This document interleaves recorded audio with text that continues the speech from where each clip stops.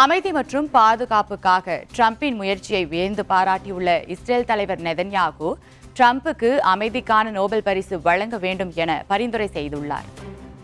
அமைதிக்கான நோபல் பரிசு பெறுவதற்கான தகுதி உலகத்தில் ஒபாமாவை காட்டிலும் தனக்கே அதிகம் இருப்பதாக அமெரிக்க அதிபர் டொனால்ட் ட்ரம்ப் நம்புகிறார். ஆனால் நான் என்ன செய்தாலும் எனக்கு நோபல் பரிசு கிடைக்கப் போவதில்லை என அவர் புலம்பிக் கொண்டிருந்தார். அவரது புலம்பலை கேட்டு மனம் வெதும்பிய பாகிஸ்தான் ஐயா ட்ரம்புக்கு அமைதிக்கான நோபல் பரிசு வழங்க வேண்டும் என நோபல் கமிட்டிக்கு சிபாரிசு செய்தது. ஆனால் ஈரான் நாட்டின் அணு உலைகள் மீது குண்டை போட்டு நோபல் பரிசு வாங்கும் தன்னுடைய ஆசையில் தனக்குத்தானே மண்ணை எள்ளி போட்டுக் கொண்டார் திருவாளர் டொனால்ட் ட்ரம்ப். இந்த கதை இப்படி இருக்க, உலக அமைதி மற்றும் உலகின் பாதுகாப்பை உறுதிப்படுத்துவதாக டொனால்ட் ட்ரம்பை வியந்து பாராட்டியுள்ள இஸ்ரேல் பிரதமர் நெதன்யாகு ட்ரம்புக்கு அமைதிக்கான நோபல் பரிசு வழங்க வேண்டும் என பரிந்துரை செய்துள்ளார்.